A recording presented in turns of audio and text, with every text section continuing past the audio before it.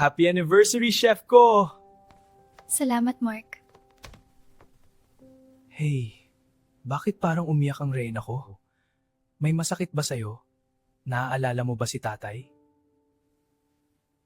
Mark, 1 taon na tayong kasal pero bakit hanggang ngayon wala pa rin tayong baby?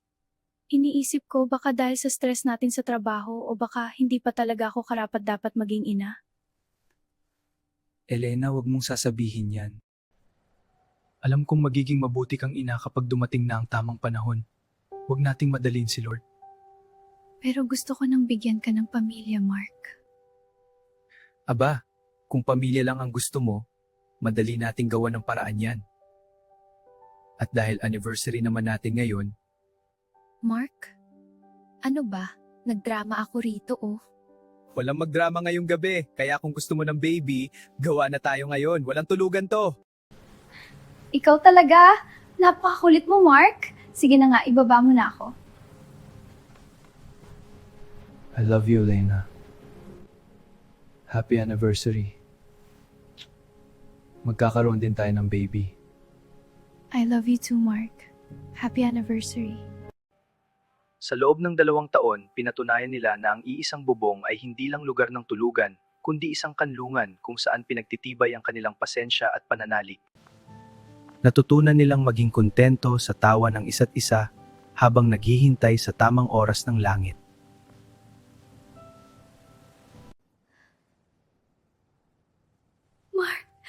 Mark, sandali lang.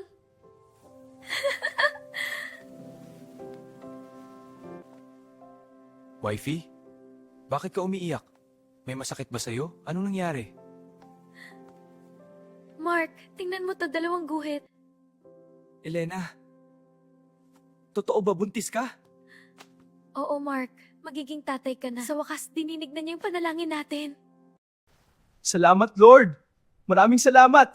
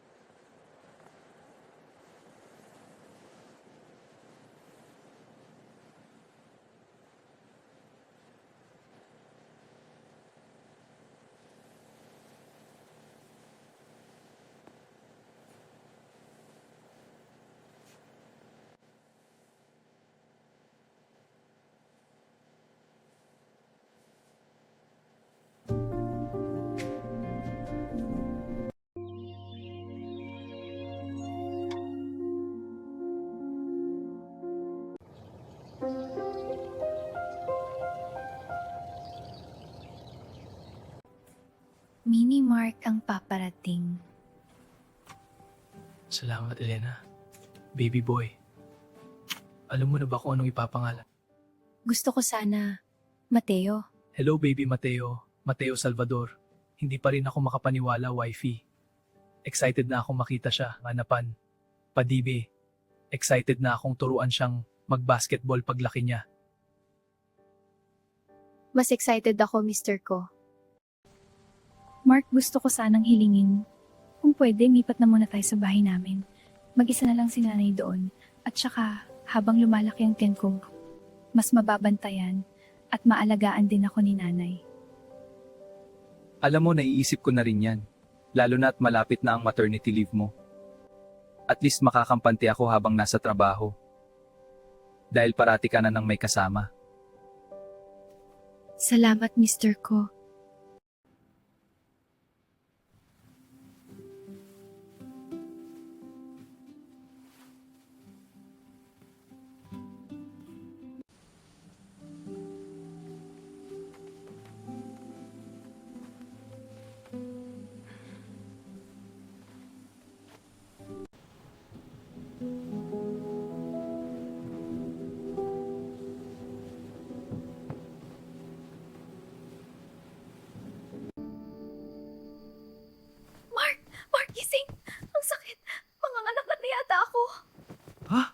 Ngayon na ba?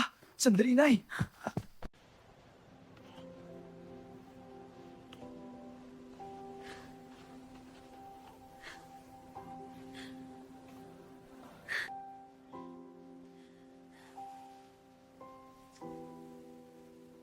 Heto na si Mateo Elena. Regalo ng Diyos sa atin. Welcome sa mundo, Mateo ko. Salamat Lord, ligtas ang anak namin. Salamat ka, Mark. Napakagwapong bata at napakalusog.